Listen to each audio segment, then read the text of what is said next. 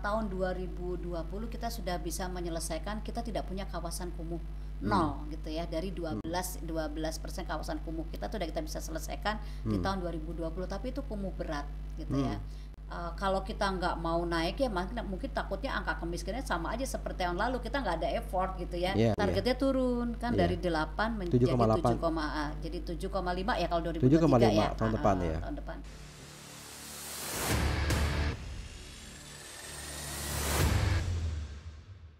Ya, senang sekali saya Fauzi Ahmad, host podcast kali ini akan berbincang-bincang dengan tamu narasumber yang sudah hadir di studio kami hari ini gitu. Dan langsung saja di depan saya ini sudah ada tamu yang luar biasa dan nampaknya menjadi narasumber wanita pertama saya selama jadi host.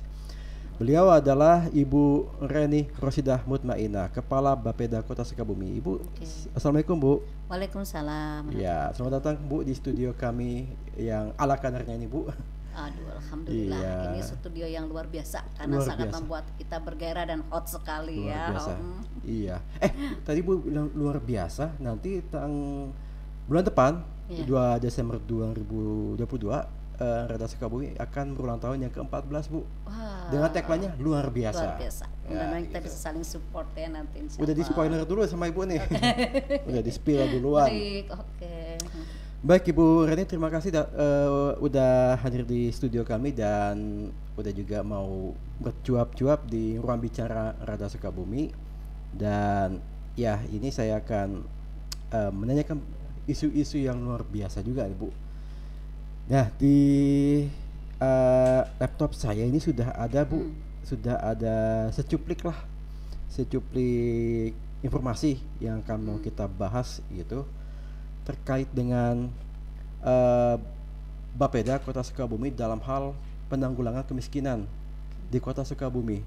Nah, mungkin Ibu bisa menjelaskan nggak Bu terkait dengan upaya-upaya Bapeda untuk penanggulangan kemiskinan? Oke, baik. Terima kasih Kang Fauzi kesempatannya. Ya. Benar lagi ya. Memang Bapeda selaku leading sektor di dalam penanggulangan kemiskinan kota, meskipun kita membentuk sebuah tim ya. Ada tim penanggulangan kemiskinan daerah TKPKD yang diketuai oleh wakil wali kota ex officio, kemudian wakil ketuanya Pak Sekda, kemudian Bapeda selaku sekretaris, tapi sekretariat di kita, dan kemudian juga memang urusan kemiskinan karena memang menjadi satu indikator makro untuk pengukuran pembangunan ini juga menjadi hal yang konsen untuk Bapeda tangani, yang terbaik tergabung di dalam tim maupun tupoksi Bapeda secara mandiri gitu ya, seperti itu. Apa saja yang kita sudah lakukan dengan program penanggulangan kemiskinan gitu ya.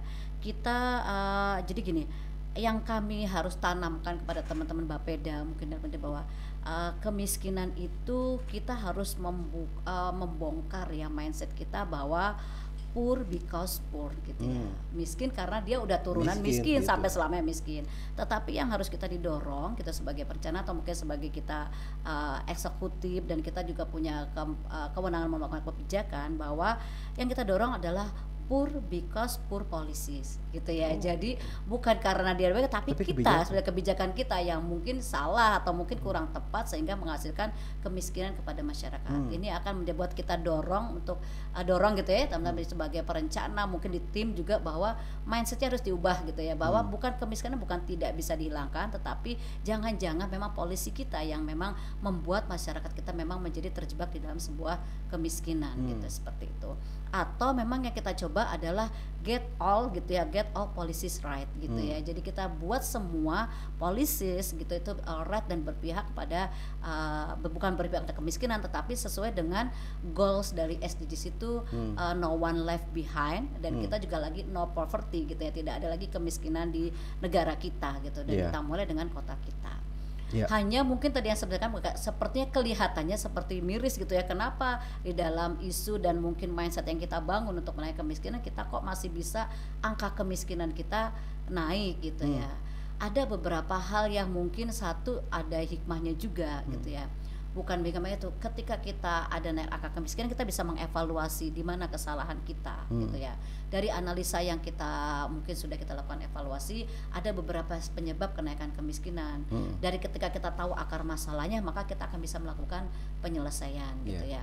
Jadi yang membuat naiknya angka kemiskinan di Kota Sukabumi itu ada 3 sebetulnya masalah utama, yaitu penurunan pendapatan, gitu ya, pendapatan masyarakat secara umum ini ya, kemudian penurunan kegiatan ekonomi atau usaha, gitu ya, kemudian peningkatan angka pengangguran, dan semua itu bermuara pada adanya pandemi COVID. Jadi gitu. Iya, jadi kan sebelum terjadinya COVID, angka kemiskinan kita tiap tahun bisa kita turunkan sesuai dengan target, karena kita sudah perhitungkan, kita planningkan bagaimana kita menurunkan berapa persen angkanya.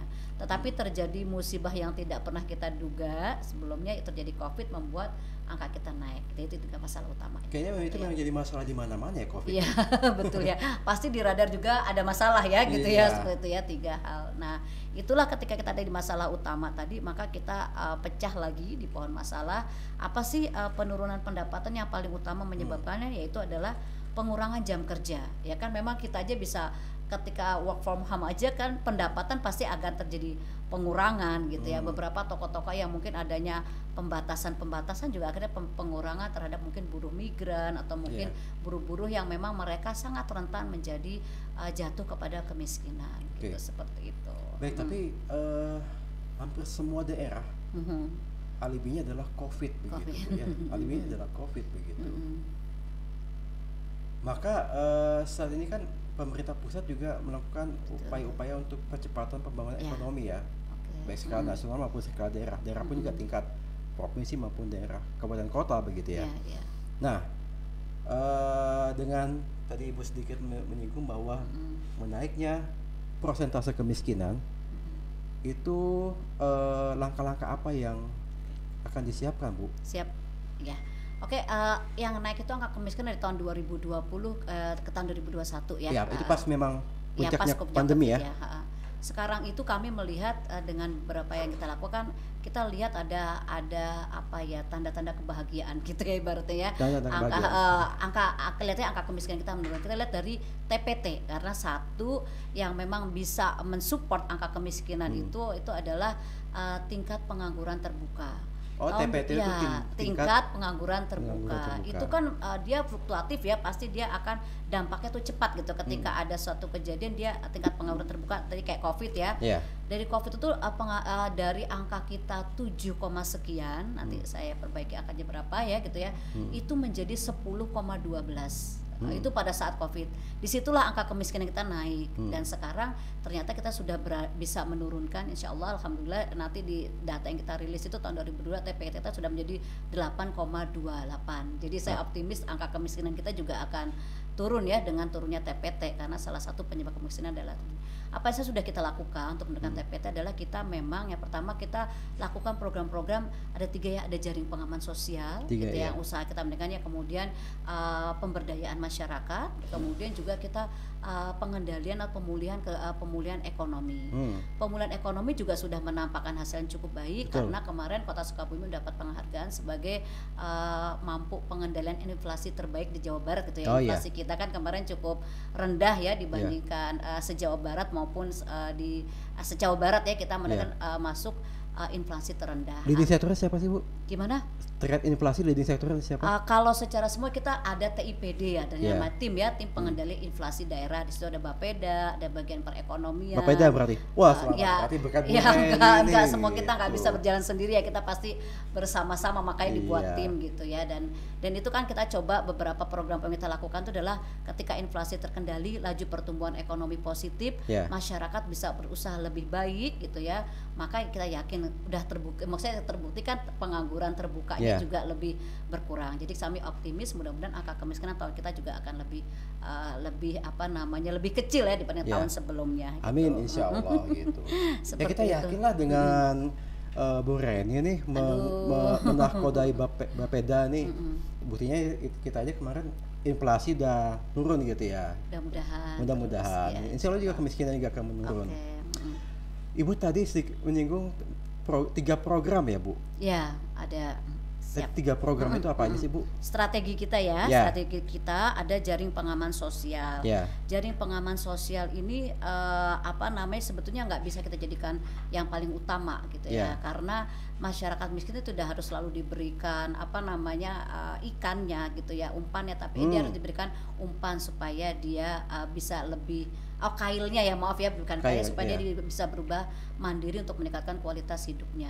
Tapi jaring pengaman sosial itu kita berikan benar-benar pada orang-orang yang memang mereka pada desil 1 yang memang mereka sulit untuk melakukan upaya-upaya perbaikan. Kan kayak contoh ya, misalnya kita ada orang miskin tuh yang dia sudah lansia, kemudian dia ada difabelnya, dia tidak bisa berusaha, nggak mungkin kita berikan kailnya. Itu mah udah pasti harus diberikan jaring pengaman sosial yang mereka hanya mendapatkan untuk peningkatan kualitas hidupnya gitu ya. Kemudian jaring pengaman sosial ini ada, kita punya kayak dari pusat kita punya PKH gitu ya, BPNT, kemudian daerah kita dorong, kita push lagi dengan Rastrada, Bansos. Mungkin Kang Fauzi sering dengar ya, Bansos ini kan rada-rada sensitif gitu ya, tetapi ini adalah bagian dari jaring pengaman sosial yang kita berikan kepada masyarakat. Kemudian jaring pengaman sosial yang kita lakukan adalah kita BPJS tenaga kerja yang kita berikan pada sektor-sektor apa namanya, orang yang pengusaha yang masih lemah gitu ya, orang yang bekerja berpenghasilan rendah, seperti kita punya asuransi petani gitu kita berikan kepada petani, kita asuransi apa namanya, asuransi hasil taninya juga gitu. Karena, jadi potensi gagal panen itu kan. Jadi akhirnya mereka potensi gagal panen memang ada, bisa kita coba lakukan antisipasi supaya tidak gagal, tapi ketika terjadi kegagalan di luar kendala kita, mereka tidak sampai kehilangan penghasilan sama sekali. Maka kita berikan asuransi dari hasil tani. Jadi setidaknya meminimalisir kerugian akibat gagal panen. Jadi juga meminimalisir pengeluaran mereka menjadi lebih berat ketika mereka ada terjadi keadaan-keadaan di luar kondisi yang mereka rencanakan. Terus kita punya juga BPJS tenaga kerja yang kita berikan kepada ada Linmas, kader Posyandu gitu ya, mereka ya, kemudian apa namanya pegawai-pegawai dengan penghasilan rendah kayak di sektor kami gitu ya, pada teman-teman yang ada di honorer maupun THL itu kita juga berikan. Itu lumayan lah mengurangi ya jaminan sosial, jaminan kesehatan. Kemudian juga jaminan kesehatan, kita juga punya rumah sakit Al-Muluk yang kita gratiskan gitu artinya itu juga asumsinya adalah ketika mereka mengurangi biaya untuk kesehatannya, maka uang yang mereka punya itu bisa dialokasikan untuk pemenuhan kebutuhan dasarnya, akhirnya kualitas hidupnya meningkat. Jadi itu jadi peran masyarakat. Kemudian pemberdayaan masyarakat kita lakukan adalah kita mengubah mindset ya. Ini tidak hanya pada masyarakat yang miskinnya, tapi masyarakat yang menengah ke atas juga kita coba maksud bahwa harus ada persamaan, kita tanggung renteng gitu ya. Jadi kita sama-sama, memang yang miskin itu bukan hanya mereka saja, tapi kita ketika orang kota itu miskin, kita juga termasuk ikut bertanggung jawab. Makanya beberapa kegiatan-kegiatan kolaborasi kita melibatkan masyarakat untuk maksudnya menyelesaikan ya permasalahan kemiskinan. Misalnya ada udunan online gitu ya, itu kan permasalahan kesejahteraan sosial di masyarakat yang diselesaikan sendiri oleh masyarakat dengan bantuan masyarakat gitu ya. Jadi saya teringat ketika dosen saya pernah ngomong, berapa jumlah PNS Kota Sukabumi, kalau patungan sebulan mungkin 50.000 saja itu bisa memberi makan berapa orang miskin. Nah gitu. Nah itu yang kita coba dengan udunan online gitu ya, kita support para birokrat, kemudian teman ASN juga untuk memang mendorong menyelesaikan masalah melalui kelebihan penghasilannya gitu ya. Satu lagi adalah pemulihan ekonomi. Tadi yang sampaikan bagaimana kita memang memperbaiki infrastruktur gitu ya, pelayanan masyarakat ini untuk memang mendorong pertumbuhan ekonomi gitu ya kan. Mungkin Kang Fauzi lihat ya, beberapa ada perubahan di dalam penataan pasar, kemudian jalan-jalan, kemudian sarana publik yang kita beri supaya orang nyaman datang ke Sukabumi, mereka belanja spend of money mereka di Sukabumi, meningkatkan penghasilan gitu ya, pajak daerah yang bisa kita share lagi untuk masyarakat. Itu beberapa inti gitu ya yang bisa kita lakukan untuk penanggulangan kemiskinan. Waduh, itu informasinya udah luar biasa banyak gitu ya. Alhamdulillah. Iya, dan ini perlu juga saya sampaikan juga ya Bu ya, tadi ada tiga program itu, Bansos, DTKS Bansos, dan ada selisihnya Bu, ini maksudnya gimana ya? Gimana? antara DTKS sama bansos itu? Oh ya, penerima bansos mungkin Iya. ya gitu ya. Karena Jadi kan bansos ini kan memang di masyarakat eh, jadi lumayan riwah ya Bu ya. aduh iya itu ya, aduh itu memang sensitif lah ya, itu Sensitif adalah di sensitif. tempat saya aja, wah ini RT-nya kayak gitu, waduh RW-nya gini, wah gitu. Jadi Dikiranya saling itu ya. salah-salah gitu. Oke siap. Itu juga mungkin Ibu Rani bisa bantu jawab nih Bu. Boleh, siap. Jadi DTKS itu kan data terpadu kesejahteraan sosial gitu ya. Jadi di dalam data DTKS itu ada orang miskin, ada orang difabel gitu ya. Iya. Ada orang yang tidak mampu secara kesejahteraan sosial. Misalnya ada orang yang terlantar gitu ya. Itu kita masukkan dalam DTKS yang kita selalu perbarui datanya setiap 3 bulan sekali dengan musyawarah kelurahan gitu ya. Jadi sudah dipastikan oleh pejabat wilayah bahwa mereka benar-benar orang yang bisa masuk di dalam kriteria-kriteria DTKS yang ada 24 gitu ya kriteria. Nah, dasar kita mengambil kebijakan memberikan jaringan pengaman sosial tadi itu adalah data memang yang dapat kita pertanggungjawabkan gitu, akuntabilitasnya tinggi, transparansinya tinggi adalah data DTKS karena itu diketahui oleh semua orang, disadari oleh yang masuk di dalam datanya sehingga bisa kita pakai sebagai data yang valid untuk kita mengambil kebijakan. Ada terjadi perubahan dari DTKS kita total itu kan 26.000 ya, 26.460 gitu ya. Ini adalah rumah tangga ternyata mereka belum memerlukan intervensi bantuan sosial. Jadi gini, DTKS tahun 2022 itu 61.031 rumah tangga, ya kan? Yeah. Kemudian yang mendapatkan bantuan saja dari PKH, BPNT, Rastrada. Rastrada itu seperti bansos tapi menggunakan APBD. Kalau BPKH ini kan dia bersumber dari APBN, BPNP juga APBN yang langsung ditransfer kepada penerima. Tapi kalau Rastrada itu dari APBD yang kita kuatkan, maksudnya kita kembangkan jaring pengaman sosial untuk memang melindungi para ketidakmampuan dalam kesejahteraan sosial. Yeah. Nah, itu hanya 36.571. Berarti masih ada gap gitu ya. Gapnya yaitu sekitar 24.460 atau 40% rumah tangga yang masuk di dalam data penyandang masalah kesejahteraan sosial, mereka belum mendapatkan intervensi apa-apa. Nah, ini menjadi dasar kita untuk memberikan bansos karena sudah kita pastikan bahwa mereka tidak mendapatkan double bantuan gitu kan. Kalau double bantuan kan nanti yang menimbulkan tadi ya kan katanya tidak adil gitu ya Pak RT, kok ini terus gitu ya. Nah, data ini kita pakai intervensi 40% lagi dari data yang kita disahkan oleh kementerian sebagai penyandang masalah kesejahteraan sosial, mereka belum mendapatkan bantuan sosial, kita berikan. Nah, jadi tapi anggaran kita masih belum cukup gitu ya untuk memenuhi semua DTKS. Maka itu yang kita lakukan mungkin prioritas pergiliran gitu kan, karena orang-orang yang di dalam DTKS yang masuk dalam kemiskinan yang berada dalam desil 3 sebetulnya mereka bisa bulan besok mereka keluar dari kemiskinan. Nah, itu mungkin hanya kita berikan bansos yang kebutuhannya mungkin saat itu dibutuhkan. Ada satu lagi penanggulangan kemiskinan yang kita berikan adalah kita punya ATM beras gitu ya. ATM beras. Gimana ATM sih, beras ini konsepnya adalah seperti ini ya, ketahanan pangan gitu ya. gitu. Jadi kalau bukan dulu bawa kita kartu masukin iya, hampir seperti itu memang ya gitu ya. Jadi tapi memang belum kita berikan kepada masyarakat yang mereka punya kartu, tetapi ada relawan-relawan yang menjaganya ya. Jadi sebetulnya kan teman-teman di DTKS itu sudah dapat, ada yang dapat PKH, ada yang dapat PNPT, ada dapat Rastrada, ada dapat bansos. Tapi ada yang kadang-kadang kita menemukan di tangga kita hari ini dia tiba-tiba tidak bisa makan karena mungkin dia buruh, dia tidak dapat penghasilan hari ini gitu ya. Tapi dia tidak mendapatkan bantuan apapun. Nah, disitulah ada ATM beras yang kita juga mengumpulkan berasnya itu dengan kolaborasi kita dengan Basnas gitu ya. Jadi kita menginisiasi program, kita menyediakan alatnya, menghibahkan kepada Basnas, lalu Basnas yang mengisi berasnya dari masyarakat juga. Ini kolaboratif yang kita lakukan masyarakat untuk menyelesaikan kemiskinan ya. Siapa yang boleh mengambilnya nanti kita misalnya hari ini punten ya, bukan bermaksud saya Kang Fauzi tiba-tiba nggak punya kemampuan untuk memenuhi kebutuhan hidupnya, maka datanglah ke relawan itu. Relawan itu akan memberikan beras dan sembako gitu ya sesuai dengan kebutuhannya hari itu. Di mana Heeh. Di mana tempat relawan itu? Oh gitu ya. Kita mudah-mudahannya kita nanti kalau nggak minggu depan kita akan launching dulu ya Launching. di Di Masjid Radar Sukabumi? Agung, di Kota Sukabumi, nanti tersebar di 7 kecamatan gitu ya. Di Radar Sukabumi boleh nanti ya pas ketika waktu ulang tahun yang luar biasa itu Iya. ya, kita mungkin nanti bisa sosialisasikan program kita. Jadi nanti masyarakat bisa kayak itu ya, seperti itu ya. Jadi ada beberapa program bansosnya gitu. Itu untuk mengcover orang-orang yang belum dapat, yang tiba-tiba dia hari ini miskin, besok udah nggak miskin lagi gitu, Iya. seperti itu. Karena ternyata kalau merujuk dari DTKS yang diperbarui 3 bulanan, berarti Iya.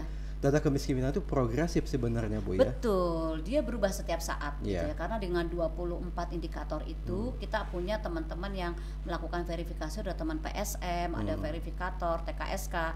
Mereka tuh kan setiap bulan melakukan musyawarah, Iya. menentukan oh ini sekarang udah nggak jadi miskin lagi, atau mungkin yang ini udah meninggal, maka dia harus keluarkan dari BPJS-nya, dari BNPT, digantikan dengan yang lain gitu. Nah, itu yang harus kita update per 3 bulan, Iya. disepakati di dalam musyawarah kelurahan. Kemudian data itu kita kirim ke Kementerian Sosial, disitulah tetapkan angka DTKS kita. Oke, Bu, saya mau intermezzo sedikit nih, Bu. Bicara masalah kemiskinan, ternyata ini kacamatanya atau dimensi melihatnya kan beda-beda ya, Bu ya. Betul. Pemerintah melihat kemiskinan bagaimana, dengan masyarakat melihat kemiskinan itu bagaimana. Seperti di wilayah saya kadang-kadang, wah itu mah karunya eta mah orang miskin gitu. Iya. Tapi orang miskin punya HP gitu. Oh, betul. Aktif di media sosial. Nah. Berarti kan ada kuota Ya, begitu. betul. Ya. Nah, pemerintah dalam hal ini Bapeda melihat persepsi masyarakat terhadap kemiskinan yang sangat multi tafsir dan multi terjemahan ini bagaimana sih, Bu? Oke, gitu ya.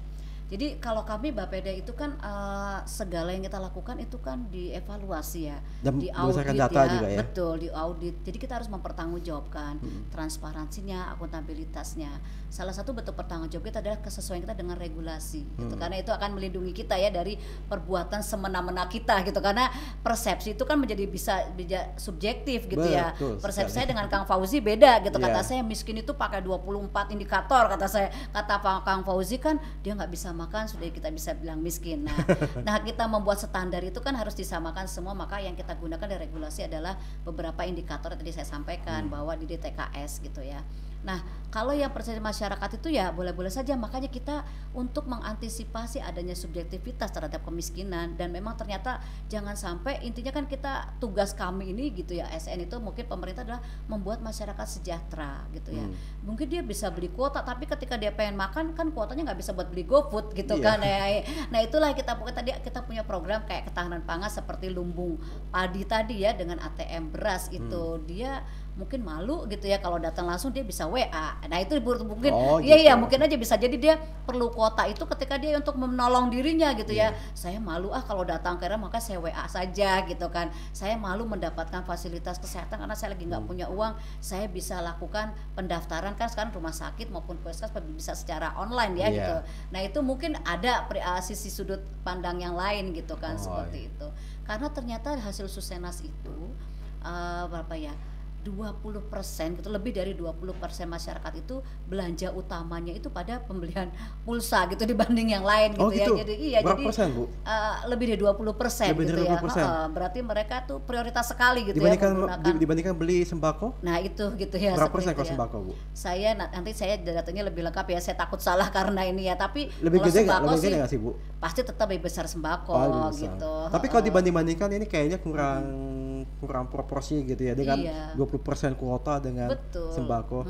Jadi kan prioritas masyarakat kita sudah berubah gitu ya. Jadi mereka juga lebih melek teknologi. Itulah mungkin bagaimana kita bisa menyentuh masyarakat kita melalui teknologi ya, kemudahan mereka mendapatkan akses gitu ya, dengan teknologi, dengan transparansi. Kita sekarang pemerintah salah sedikit juga kan banyak komplain dari masyarakat ya. Tapi masyarakat kalau komplain secara datang berbondong-bondong juga itu membuat lambat kita menyelesaikan, maka kita sediakan secara online. Kita punya aplikasi super gitu. Jadi masyarakat bisa mengakses kita kapan saja, bahkan dari dalam tempat yang paling pribadinya di kamar gitu ya, dengan mungkin HP-nya. Nah, itu mungkin masyarakat yang memprioritaskan 20% prioritas itu di atas segalanya gitu ya, itu lebih utama dibandingkan yang lain gitu. The power of netizen. Betul ya. Gitu misalnya. Kekuatan netizen plus 62 tuh luar biasa. Luar gitu. biasa ya kan gitu ya. Iya. Karena media juga kan lebih ramai di online ya Lebih ramai daripada di yang online itu. gitu. Betul. Kayak kita nih, kita lagi coba menjangkau netizen-netizen yang butuh pemahaman terkait Iya. dengan oh, kemiskinan di kota Sukabumi naik gitu. Oh, tapi ada penjelasan begitu ya. Ini penjelasan seperti ini. Dan ternyata di balik dari kenaikan kemiskinan itu memang terjadi merata di seluruh daerah Indonesia. Betul, Begitu. se-Indonesia. Hanya yang perlu dipahami adalah bagaimana how to-nya gitu. Bagaimana pemerintah, government untuk menanggulangi ini. Dan kalau saya pribadi secara melihatnya juga apa yang dilakukan Pemkot Sukabumi udah luar biasa juga untuk menanggulangi kemiskinan ya, Bu ya. Betul. Seperti itu tadi Iya, disebut. kita itu menghabiskan anggaran di Berapa, tahun Bu? 2022 itu 248 miliar. 2000 2022 ini tahun ya. ini. hampir 250 miliar kita gunakan untuk penanggulangan kemiskinan. Tahun lalu berapa, Bu? 244. Jadi ada 240. kenaikan 6 miliar ya. 6 miliar. Ya, padahal potensi pendapatan kita itu menurun. Artinya kita ini bukan prioritas Tapi sekali masih ya. bisa ya. Ya memang harus begitu, kita Harus berstrategi, kita memilih prioritas, mana yang kita prioritaskan kan intinya gitu. Kita pasti punya gap, kita punya masalah dengan harapan kita. Nah, kita lakukan itu prioritas untuk penyelesaian dan kemiskinan karena ini masih menjadi masalah untuk kita jadikan prioritas gitu. Oke. Seperti itu. Ya, untuk menanggulangi kemiskinan tentunya pemerintah Kota Sukabumi punya strategi ya, Bu ya. Mungkin bisa dijelaskan strateginya apa aja sih, Bu? Strategi gitu ya, jadi kita penyelesaian masalah itu harus pakai strategi ya, karena keterbatasan yang kita miliki kan Ya, ya. Kalau main kita bola juga butuh ada strategi ya. strategi ya, betul. Sebentar, Ibu dukung siapa nanti Piala Dunia? Saya dukung siapa ya? Dukung siapa yuk? Yang pasti menang aja nanti. Yang pasti menang. Nanti udah mendekati saya lihat baru saya dukung karena potensi menang itu saya. Oh, udah di semifinal. Oh, semifinal kan ada 4. begitu. Ah, itu gampang. Oke. Betul, Lanjut, Bu. Biar energinya lebih sedikit yang saya keluarkan gitu ya. Jadi tadi strategi penanggulangan kemiskinan ini kalau tadi saya menunjukkan 3 gitu ya. Kalau kita bongkar lebih luas itu sebenarnya ada 5 gitu ya. Mulai dari perlindungan sosial, pemberdayaan masyarakat, kemitraan gitu ya, dan perluasan kesempatan kerja dan peningkatan kapasitas sumber daya Ya. gitu ya. Itu Dari jadi, 5 itu yang menjadi unggulan dan andalan yang mana, Bu?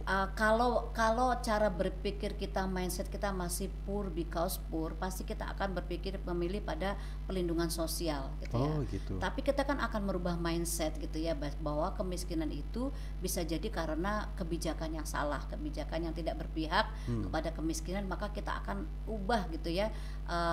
Lagi kita menjadi kemitraan dan pemberdayaan besar menjadi utama gitu ya. Gitu. Kenapa kemitraan? Kita nggak bisa menyelesaikan semua permasalahan ini pemerintah sendiri. Kita butuh kolaboratif, kita butuh media juga gitu ya, untuk memang mencerdaskan masyarakat sehingga atau mungkin membangun awareness masyarakat terhadap dengan mungkin tetangganya yang miskin, akhirnya mereka bisa menyelesaikan masalah sendiri gitu kan. Terus kemitraan misalnya dengan PKK yang punya program Dasawisma 10 keluarga itu sangat dekat, mereka saling bertanggung jawab, itu lebih enak kan gitu ya, mereka bisa menyelesaikan masalah sendiri. Kemudian dengan pengusaha yang punya CSR, kemudian dengan dunia pendidikan yang membantu meningkatkan tingkatkan kecerdasan masyarakat gitu ya, itu kita utamakan kemitraan karena kami tidak bisa menyelesaikan ini sendiri. Dan juga masyarakat itu sendiri gitu ya, seperti kita punya beberapa program yang memang kita jalan untuk kemitraan dengan masyarakat. Yang selanjutnya adalah peningkatan kapasitas sumber daya gitu ya, atau mungkin pada masyarakat. Kenapa gitu ya? Kita ingin orang miskin itu menyadari bahwa itu mereka harus menyelesaikan masalahnya sendiri gitu ya. Jadi kita membangun mereka nggak bisa keluar dari permasalahannya kalau mereka tidak ingin berusaha. Nah, kita memulailah kita usaha itu dengan misalnya suatu hal, Kang Fauzi suka lebih merasa gini nggak sih, kita lebih malu ketahuan sama orang daripada ketahuan sama Tuhan gitu kan, seperti itu ya gitu ya. Oh iya. Iya kan, pasti gitu ya. Nah, kita coba bangun gitu ya, ada responsibilitas yang kita bangun dari menimbulkan rasa malu gitu ya. Malulah jadi orang miskin terus gitu kan. Jangan kita mesti malu jadi orang miskin atau malu jadi orang yang mengaku miskin kan, ada gitu itu ya, realita ya. Ya kalau mereka mengaku miskin kemudian mereka akan mencari-cari jalan-jalan supaya tetap dilegalkan sebagai orang miskin. Nah, itu yang kita pengen bangun, jangan seperti itu lagi. Berarti dua-dua itu ya. Dua itu ya. Dengan cara apa? Coba bangunkan rasa malu gitu ya, malu dulu terhadap manusia. Gak ada orang miskin yang mau diberi label orang miskin, Ya, gitu kan seperti itu ya, betul. iya kan gitu ya. Meskipun dia miskin juga nggak akan mau karena itu menyangkut harga diri kan seperti itu. Nah Ya. itu yang coba kita bangun. Kita mencoba tahun depan kita bukan labelisasi gitu ya. Jadi orang-orang yang sudah ada daftar orang miskin itu kita coba beli labelisasi, apakah melalui rumahnya, melalui kartu elektroniknya dan lain sebagainya, sehingga kalaupun ada label, orang lain juga akan tahu, oh ini orang miskin, kita perlu bantu dia gitu ya. Atau mungkin, aduh saya malu juga ya kalau nggak dicopot-copot, akhirnya dia akan berusaha untuk menjadi orang yang keluar dari kemiskinan. Nah ini yang nanti kita coba mindset, akhirnya memang kita bukan terus gitu ya, kan ada juga soalnya Kang yang memang ketika terjadi misalnya pendataan bantuan tiba-tiba semua menjadi miskin. Saya selalu bingung gitu ya, ketika kita angka di DTKS angka segini, ketika pendataan untuk bansos kenapa naik jadi 2 kali lipat gitu ya. Ternyata ada yang tiba-tiba tadi ya yang nggak katakan Fauzi, orang yang merasa dirinya miskin gitu Ya, kan, mengklaim mengklaim diri. dirinya miskin. Tapi tadi soal data tuh ada temuan data ganda nggak sih Bu? Di TKS dapat, ini dapat gitu. Resiko itu selalu ada. Selalu gitu ada. ya, selalu resiko itu ada. Tetapi tugas kita adalah bagaimana mengurangi resiko Oh itu yang ada. resiko Bu ya? Resiko. Harusnya Karena satu orang satu. baiknya sih satu orang satu gitu ya, Oh, karena gitu. kita keterbatasan sumber daya yang kita miliki, kita tidak bisa memberikan orang double. Contoh Iya. misalnya orang PKH itu, PKH sudah dapat bantuannya menyeluruh, dia dapat KIS, dia dapat kartu sehat, kartu cerdas gitu ya, kemudian dapat juga bantuan permakanan dan lain sebagainya gitu ya. Terus misalnya dia dapat double BPNT gitu, yang dia dapat apa namanya bantuan permakanan misalnya gitu kan, Yeah. ini double kan sayang pada satu orang gitu ya.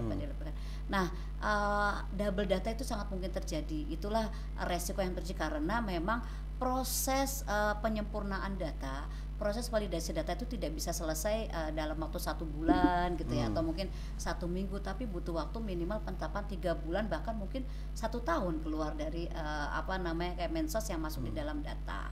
Nah ketika ini lama proses di datanya, ini menyebabkan terjadinya double data gitu ya. Orang yang tadinya harus sudah keluar, ternyata dia masuk lagi dan dia masih ada, ini double data gitu. Maka kita antisipasilah itu dengan teman-teman kita di PSM yang setiap bulan melaporkan apakah si A masih berada pada dalam kemiskinan. Nah itu tren tahun ke tahun bagaimana Bu?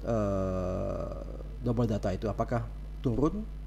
Sampai sekarang alhamdulillah lebih baik ya. Lebih baik karena pertama kita menggunakan teknologi gitu ya, aplikasi yang real time. Jadi si teman-teman PSM itu datang, kemudian dia langsung kirim datanya, langsung terfilter ke dalam sistem gitu. Kalau kita lakukan secara manual itu kan resiko transparansinya kan kecil, sehingga sangat mungkin terjadi double data. Ya, jadi misalkan menginput NIK langsung ke sudah muncul, dia punya BPJS, dia punya KIS dengan KTP elektronik kan, dia punya sekarang semuanya seperti itu. Kita dorong. Berarti nanti untuk juga bisa menjawab masalah sosial di lapangan. Insyaallah. Si Eta dapat dapat lagi gitu. Saya dapat ini kok nggak dapat begitu. Iya, betul gitu. Ya, kalau dapat data kan juga tidak merata ya Bu ya. Sementara masih banyak ternyata ya. Iya, banyak banget, tadi kan ada 24.000 ya gitu, itu yang belum sama sekali dapat.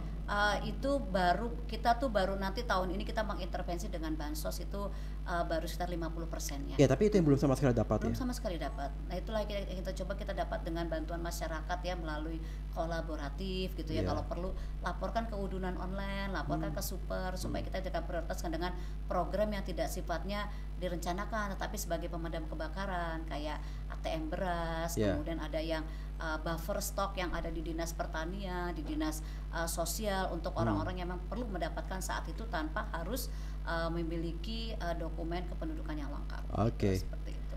Baik, Bu, ini lagi terkait dengan target nih.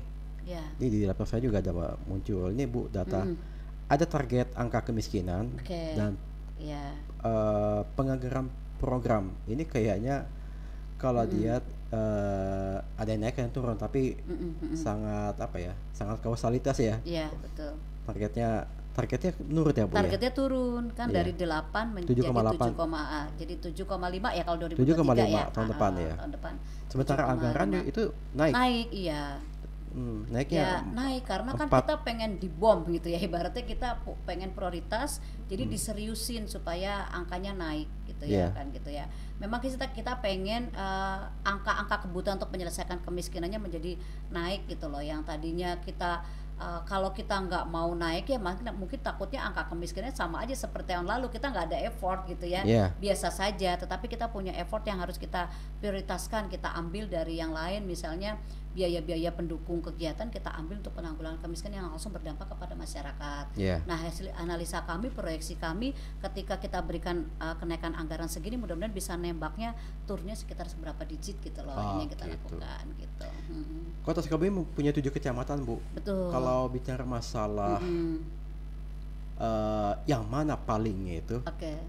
kemiskinan itu, mungkin bisa disebutkan, Bu, Siap. kecamatan yang Ada 2 prioritas lokasi kita Iya. mengurangi kemiskinan karena di Pertama. sana penduduknya paling besar dan juga ternyata angka kemiskinan paling tinggi. Oh gitu ya. Itu Kecamatan Warudoyo dan Kecamatan Citamiang. Oh gitu ya. Jadi di situ kita banyak ya memang upaya-upaya penanggulangan kemiskinan yang kita sasar di 2 kecamatan Padahal prioritas itu di dekat pusat kota ya. Iya, iya begitu Langka- karena mungkin padat ya. Hmm. Kasus stunting juga cukup tinggi di situ. Di situ Di juga. Warudoyong gitu ya, betul gitu.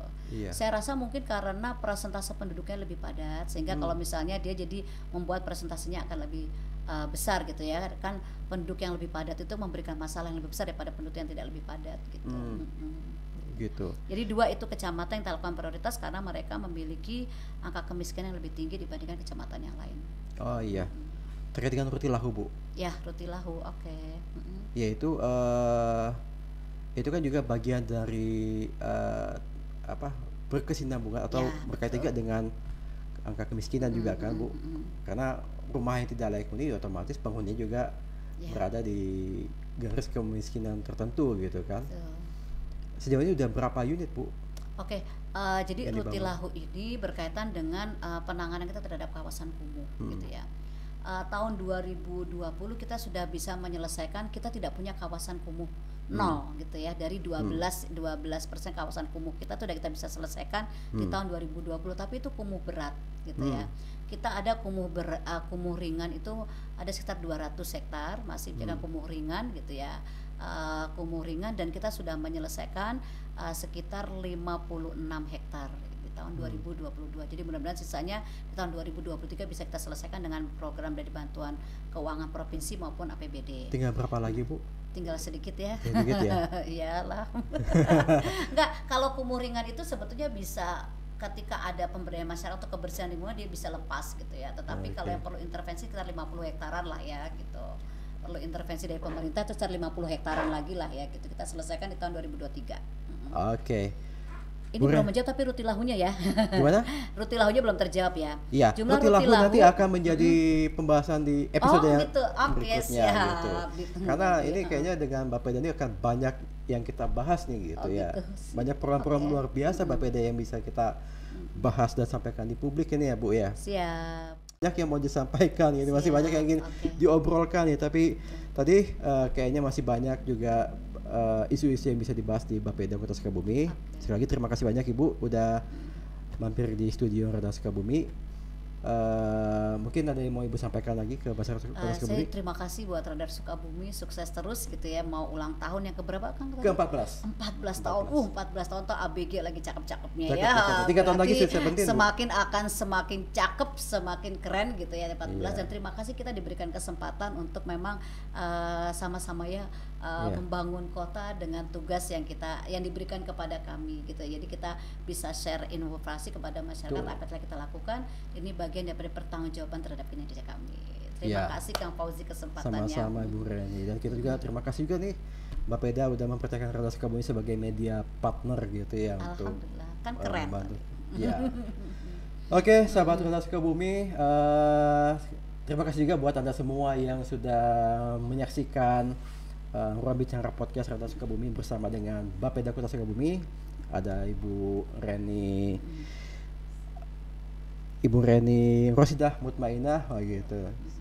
Saya mau ketemu sekarang ini Bu dengan Bu Baru Reni ketemu gitu. ya, alhamdulillah Dengan Bu bisa Reni. ketemu. Oke. Dan sekali lagi buat Anda yang belum subscribe YouTube Radar Sukabumi di sini, ada juga Instagram dan Facebook. Ibu udah subscribe belum YouTube? Sudah dong. Sudah. Oke. Nah, Ibu Coba aja Rani cek sudah. ada. Saya selalu subscribe dan like semua tayangan di IG-nya Radar Sukabumi. Gitu. Oke, sekali lagi terima kasih dari kami semua dari studio Radar Sukabumi, dan wassalamualaikum warahmatullahi wabarakatuh. Waalaikumsalam.